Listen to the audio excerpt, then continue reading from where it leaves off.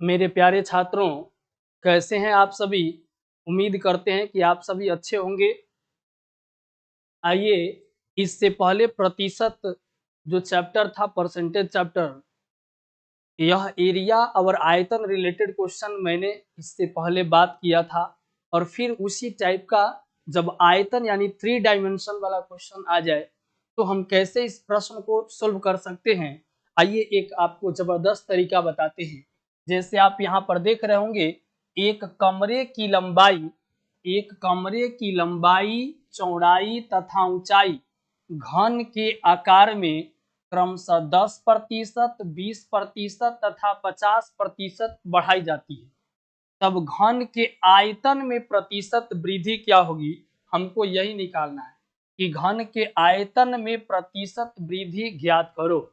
यानी इसका मतलब क्रमशः कहने का मतलब हुआ कि लंबाई को, यदि घन की लंबाई को 10%, चौड़ाई को 20% तथा ऊंचाई को 50% बढ़ा दी जाए तो घन के आयतन में वृद्धि प्रतिशत कितनी हो जाएगी, हम लोग को यही ज्ञात करना है। तो आइए हम लोग जो है, इसमें हमने बताया था कि आयतन जब भी अगर बात किया जाए, घन के आयतन की बात करेंगे तो यहाँ यह 3 डायमेंशन बात होगा, यानी एल बी और एच, इस तरह की बातें होगी।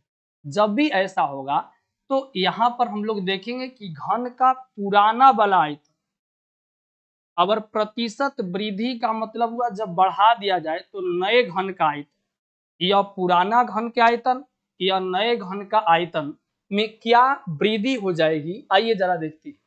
जैसे आप यहाँ पर देख रहे होंगे क्या कि घन की लंबाई को 10% बढ़ाने का मतलब 110 और बट्टा में जो होगा वह 100 होगा। काटेंगे तो यानी कहने का मतलब हुआ यह आ गया 11/10। यानी घन की लंबाई, यदि घन की अगर लंबाई की बात करें तो पहले 10 थी तो अब हो जाएगी 11। घन की लंबाई पहले 10 थी तो 10% वृद्धि के बाद 11 हो जाएगी। इसके बाद चौड़ाई 20% बढ़ने का मतलब हुआ 120/100, यानी जितना बढ़ने के लिए बोले 100 में उतना हम लोग जोड़कर बोलते हैं।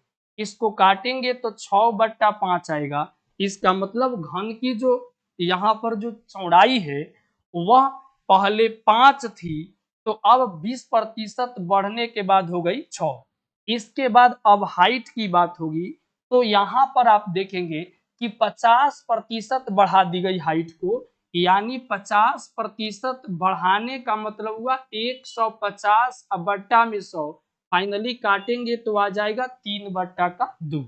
3/2 या 50% वृद्धि को दर्शाए, 50% वृद्धि को दर्शाए। यह वृद्धि के बाद, यानी पहले 2 था, पहले इसकी ऊंचाई 2 थी तो अब हो जाएगी 3। आइए जरा हम लोग देखते हैं कि कितना प्रतिशत बढ़ गया।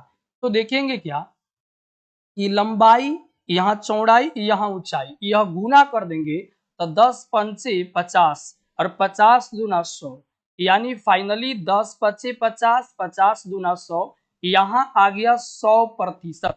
या ऐसे भी 100% कह लें या 100 कहें, दोनों एक ही बात है। लेकिन यहाँ पर देखें गुना करके तो यहाँ 6×3 = 18 और 18 में 11 से गुना करेंगे तो यहाँ 18 गुना जब 11 करेंगे तो 8 एकम 8 होगा, 8 यहाँ 1 जोड़ने पर 9 होगा और 1 का 1 है तो 11 से गुना करने का तरीका हुआ। यानी कोई भी वस्तु, यह इतना कहें तो 198% हो गया। यानी 100 पर ही हम कोई भी वस्तु का आयतन या कोई भी वस्तु अपने आप में 100% होता है तो यह 100 पर ही हम प्रतिशत वृद्धि निकालते हैं। तो यहाँ देखें कि 100 से कितना अधिक हुआ तो 98 अधिक हो गया। यानी इस प्रश्न का आंसर जो होगा 98% वृद्धि हो जाएगा, 98% वृद्धि हो जाएगा। अगर न समझ में आए तो ऐसे भी देख सकते हैं कि 100 से 98 अधिक है तो 98 लिख लेंगे और बट्टा में फिर यहाँ पर 100 हो जाएगा और फिर गुना प्रतिशत में चेंज करने के लिए 100 से, यहाँ अगर परसेंटेज नहीं मानते हैं तो हम लोग जो है 100 से गुना करेंगे तो यह प्रतिशत में चेंज हो जाएगा और 100 से 100 कट जाएगा तो यहाँ फाइनली 98% आपका आंसर हो जाएगा। 98% आपका आंसर हो जाएगा। आप जुड़े रहेंगे बिल्कुल हमारे साथ। मैं इस तरह के विभिन्न प्रकार के प्रतियोगी परीक्षा में पूछे जाने वाले यह प्रश्न है जो प्रत्येक प्रतियोगी परीक्षाओं में पूछे जाती है, जैसे कि ALP हो गया या रेलवे का कोई भी एग्जामिनेशन हो जाए, SSC का कोई भी एग्जामिनेशन हो जाए या कोई भी एग्जामिनेशन प्रतियोगी परीक्षा का होता है, तो इस प्रकार के प्रश्न हमेशा आते रहते हैं। बने रहें हमारे साथ अगले वीडियो के साथ, तब तक के लिए जय हिंद।